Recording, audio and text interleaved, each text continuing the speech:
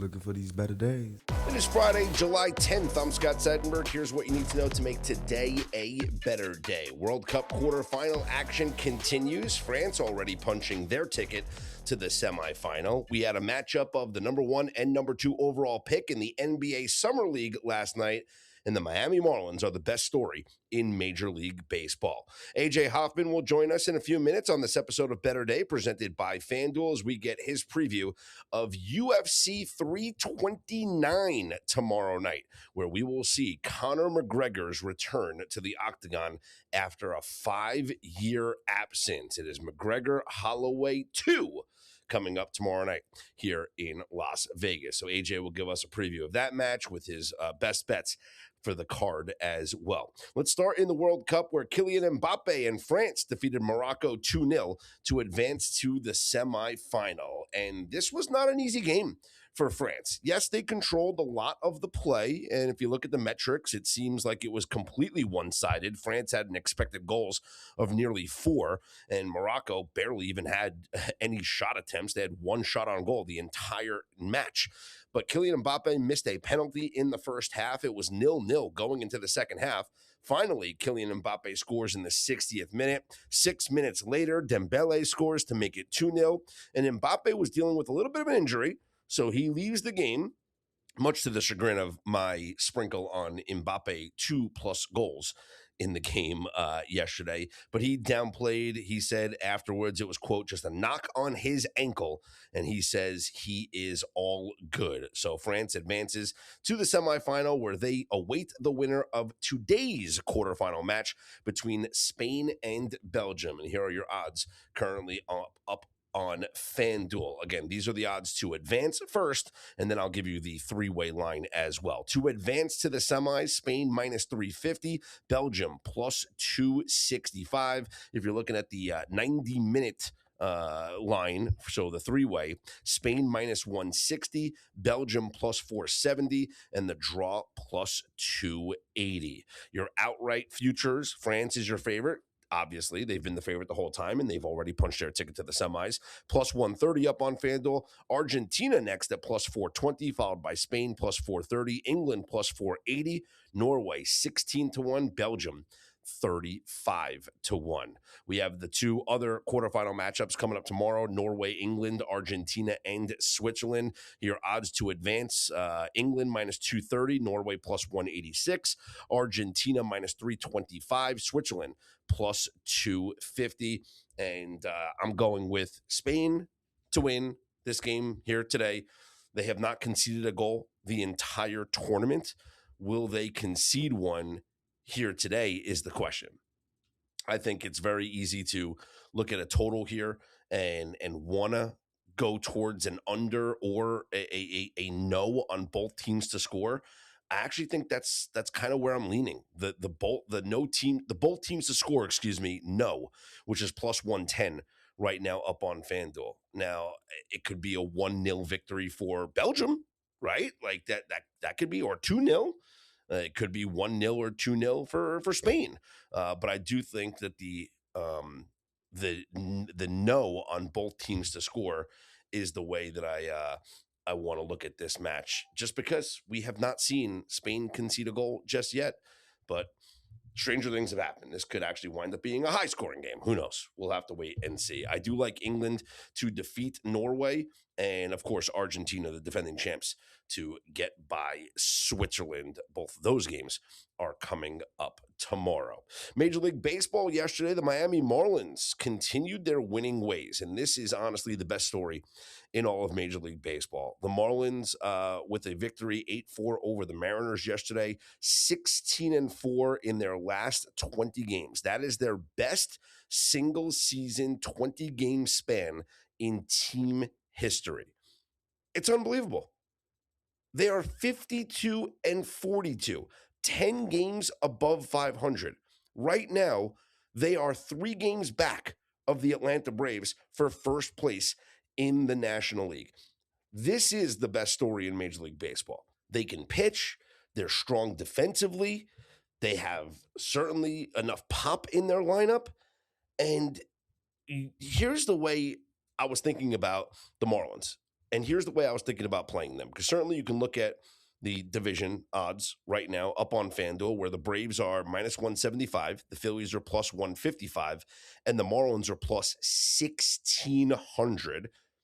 Now, can the Marlins surpass both the Phillies and the Braves? Absolutely. But we've talked about the Phillies before, and we know the Braves are still the Braves, right? So it's not just passing one team, you got to pass two teams, right?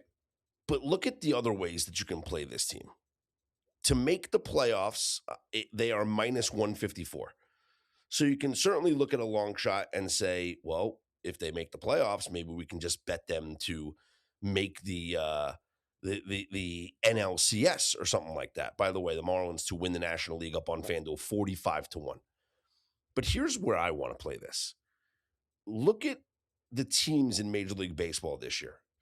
And I'm telling you right now, I've said it multiple times, how the Marlins are the best story here in Major League Baseball. Up on FanDuel, under the Manager of the Year market, in the National League, Don Mattingly of the Phillies is the favorite at plus 250. And there's no arguing. Since he took over the Phillies, they have turned their season around. They, like the Marlins, are 3 games back of the Braves in the National League East. Walt Weiss, the manager of the Braves, is your second favorite at plus 500. And then Clayton McCullough, the manager of the Miami Marlins, plus 500 as well, up on FanDuel. That is the bet to be made. There is no better story in the National League. You want to say that, hey, maybe there's a better story in the American League. The Chicago White Sox are in first place. Then again, they're only 2 games above 500, right? Kevin Cash and the Tampa Bay Rays, you want to say, hey, that's a great story. Look at their record with the best record in the American League. But in the National League, there is no better story than the Miami Marlins. And plus 500 is a gift right now for Clayton McCullough to win Manager of the Year. That is currently up on FanDuel. That is the best bet for the Miami Marlins, who, by the way, are 26-8 since June 1st. And are tied with the Dodgers for the most sweeps in the National League this season. For more Major League Baseball content, be sure to listen to Off the Board with Colby Marchio and Jake Hassan, streaming later on today on the Better Day Twitter and YouTube page. You can listen to it right here on this Better Day podcast feed. Last night in Vegas, it was the NBA Summer League and the debut for AJ DeBanza and Darren Peterson. The Wizards with a 92-88 win over the Jazz. AJ DeBanza had a game-high 27 points on 7 of 18 shooting. He was 0 of 5 from three-point range, but he did have 7 rebounds as he was the main ball handler for the Wizards and called his number plenty and was very aggressive inside the paint. As for Darren Peterson, he had a game high or a team high for the Jazz, 24 points on 6 of 18 shooting, 2 of 7 from three-point range. As we take a look at the Rookie of the Year market now up on FanDuel and see if there's been any reaction to the Summer League performance. And well, as we record this pod, not much could change as you're listening to this pod. But right now, Cam Boozer plus 250, Darren Peterson plus 300, DeBanza plus 410. And you know who else looked good yesterday for the Golden State Warriors? My boy Yaxel Lendeborg, receiving a lot of praise online for his performance in the Summer League. And we gave him out at 25-1 to win Rookie of the Year. Well, right now up on FanDuel, Lendeborg down to 20-1. Now, 20-1 is good enough to like hold your money for however many months it's going to be until this award gets handed out. Plus 500, not really enough. Plus 300, certainly not enough. 20-1, okay. You can take a flyer for an 11-month bet on a 20-1 future. All right, this weekend, tomorrow, a big fight night here in Vegas. It is the return of Conor McGregor to the UFC octagon. AJ Hoffman joins me next to preview UFC 329. Tomorrow night here in Las Vegas, UFC 329 at T-Mobile Arena, highlighted by the return of the Notorious One. Conor McGregor taking on Max Holloway in the rematch.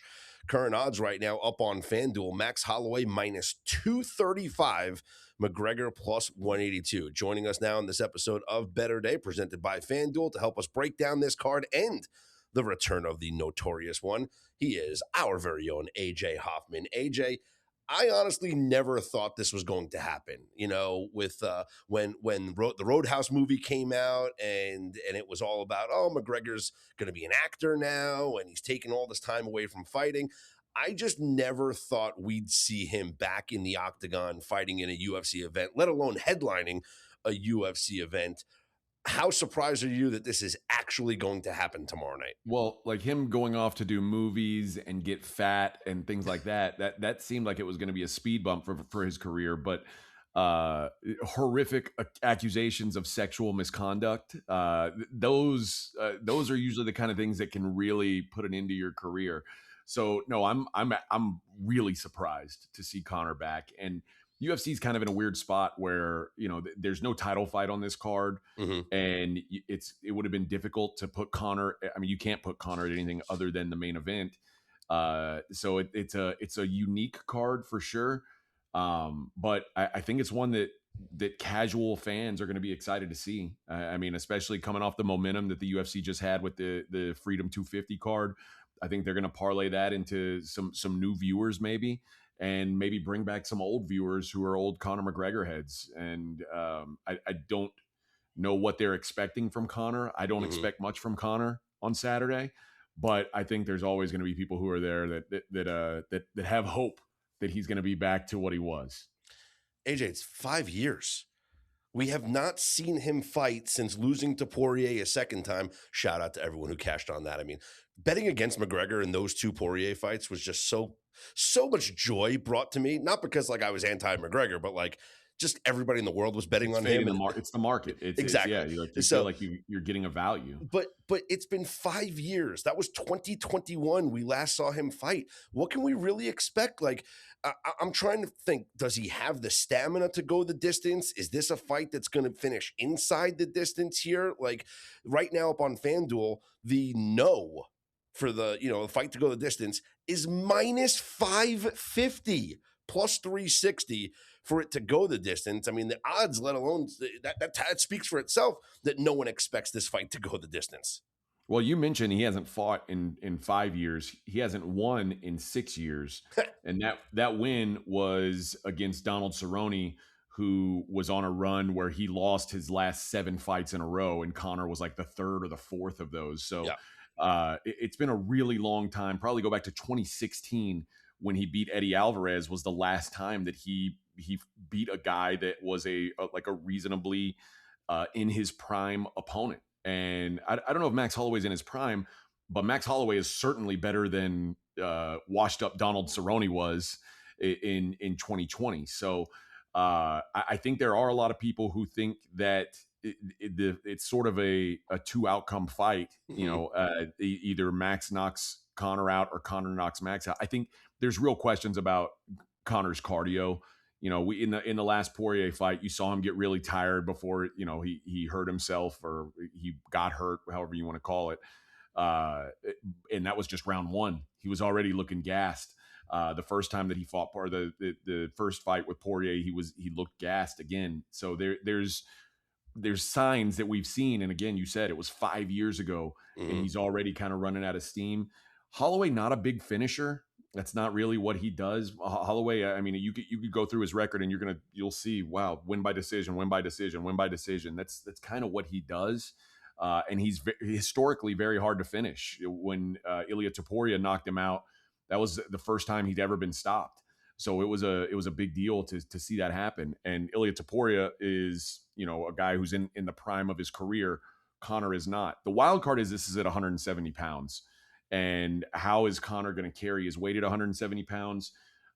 He didn't look sloppy. The pictures I've seen of him, like for a fight week, he looks like he's in decent shape, and maybe it'll be better for his cardio.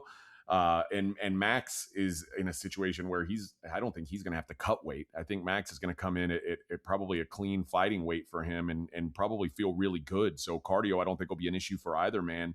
Not that cardio is ever an issue for Max Holloway, but I do think that there is having seen Connor the last couple times out, it's hard to picture him going deep into a fight. So I would say there's a reason why it's juiced. I agree with the market that this fight doesn't go for 25 minutes. The total rounds, 2.5. Over, under, over even money, the under minus 128. What's your bet? I'd probably look at the under if I had to play there. My favorite bet on this fight is the Max Holloway minus 5.5 rounds, which is usually what you like in a title fight, which means minus 5.5 points. So on the judges' scorecards, when they announce the decisions, it means he won by at least 6 points on the judges' scorecards when they're all added up 50-45, 50-48, whatever, or 48-47. It adds up to six. Uh, if the fight is finished, then your bet wins. And I think that's the most likely thing. But if it is a decision, I think it's going to be a very lopsided decision. I think Max Holloway is going to kind of have his way with Conor McGregor. I think Conor's going to have a real hard time hitting him. And I think Max is going to just win on volume. And if he doesn't finish him, I think he wins just in dominant fashion. So I would look at the point total, which is a minus 5.5, and that's the way I'd look to bet this fight. Any take on the significant strike market? That boils down to how long do you think the fight lasts? If the Okay. fight lasts, if you think it's an under fight, you probably want to look at the under. Those are very correlated, obviously. But Max Holloway, like I said, a volume striker. He's gonna try to put a pace on Conor early. I think Conor is gonna come out firing. I don't think Conor's the kind of guy who's gonna say, I'm gonna save it all for later in the fight. Like I think Conor wants to end this fight as early as possible too. I think he realizes that's probably his only path to success. So as a guy who looks at the under here, I would only look at the under on the significant strikes market as well. All right, let's take a look at the rest of this card. Looking at the main card, King Green takes on Terrence McKinney. You have Brandon Royval against Lanner Kavanagh. Corey Sandhagen against Mario Bautista. Benoit Saint Denis against Paddy Pimblett. And AJ, every time Paddy Pimblett is going to fight, he's going to draw the public support. So what do we think about Paddy against Benoit Saint I think Denis? this is a rare time where I think you're actually seeing good value on Paddy Pimblett. You're right; he typically is the public side, but getting him at plus money here, Paddy, his game plays very well against someone like Benoit Saint Denis. Paddy is going; he likes to play on your aggression, and that's why I think he talks the way he does. He tries to bait people into being overly aggressive toward him. And when you do that, you're playing into his hand. He's such a good submission grappler. I think that, and what we've seen of Patty is there's one thing you can't question after he fought Justin Gaethje is Patty Pimblett has a chin. Like that dude is tough. No matter what you want to say about his personality, that is a tough man, and which means I don't think Benoit Saint Denis is going to be able to get him out of there. So over the course of 3 rounds, if Patty's got 3 rounds to work, I think he'll find a submission at some point. I think Saint Denis will get frustrated. I think he'll make a mistake. And I think Patty Pimblett can finish him. So I like Patty Pimblett at plus odds here, plus 120, plus 125, whatever you can see out there. Yeah, up on FanDuel plus 124. So take advantage of that. Any other bets for you, AJ, on the preliminary card or the early prelims, the regular prelims? I mean, I can't believe we see Cody Garbrandt in the prelims, like how the mighty have fallen. Not even on the main card here. No, yeah, it's been a long time since Cody Garbrandt was a relevant factor in the division, and Adrian Yanez, a guy that I know very well, is a guy who was knocking on the door of title contention and has kind of fallen on hard times. So two guys who really need a win here. The problem for Garbrandt is, like, at this point, he's strictly a striker, and going against Adrian, that's what Adrian does best. And Adrian is one of the best pure boxers in the UFC. And Cody Garbrandt's he'll give him that fight. If you offer Cody Garbrandt a fight where there's no takedowns involved, he'll take it. And if he does that, then it's playing into Adrian's hand. One of my favorite bets on the card is the Terrence McKinney King Green under. It's super juiced, so now we probably have lost the value on it. It's minus 425 under 1.5 rounds. Wow. But I do think McKinney McKinney inside the distance is still a way that you can look to capitalize on this thing. King Green's been very resurgent. He's had a sort of a bounce back. I thought he was going to be done as a relevant fighter, and he keeps winning fights that I don't think he's going to win. McKinney's fights never last longer than a round. They just don't. All of his fights, win or lose, it's going to be in the first round. He is a kill or be killed guy. I don't think King Green has the power to put him away in the first round, and I mean, I know that Terrence McKinney has the power to put away King Green. So I'm going to look at Terrence McKinney inside the distance. I don't know if it'll be a submission or knockout. I'd like my odds with both, so I'll play that market in the McKinney Green fight. Okay. Yeah, the under half a round plus 172. I Over could see half. that. I Yeah. actually, so if you have that access, I brought up 1.5 because not everybody has books that have Yeah. under a half a round. I don't think the fight lasts over 2.5 minutes. So I think that is actually a good bet at plus money, particularly like you said plus 170. Yep. I think that's a great bet actually, because I'd probably put it at like plus 125, plus 130 for it to go under 2.5 minutes. So I think there's real value on that under 2.5 minutes there. So plus 170. No, I think that's a juicy number. You can also do winning round and minute. So let's see. First minute of round one plus 420. Second minute of round one plus 340. Why not just split your bet between those two? Yeah, I'm trying to do the math in my head. I guess you lose out on 30 seconds that way, but it's I wouldn't argue against that. The plus 420 in the first minute seems like a little bit short. King Green's a hard guy to hit. Yeah. Like he does a good job of staying away. I just don't think he can do it for 5 full minutes. Yeah. So I don't think he could do it for 3 full minutes. I'll stick with the under 2.5 at plus 170. I like the number you gave me there. under a half, you mean? Under a half round. Yeah, under a half round. That's a good number for me. I'm in on that.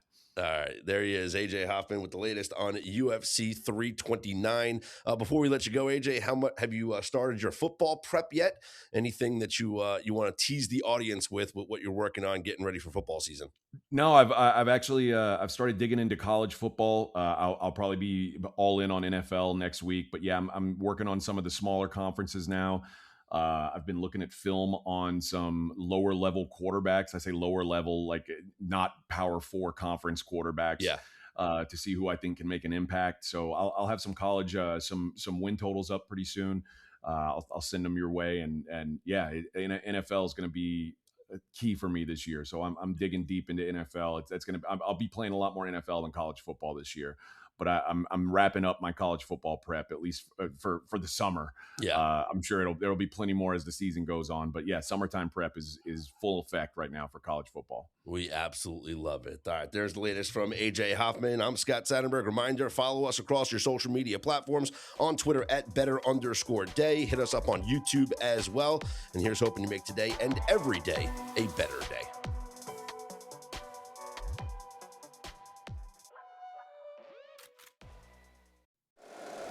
If you like the show, please take a moment to rate, review, and subscribe. It really does help the show to grow. Thank you for listening.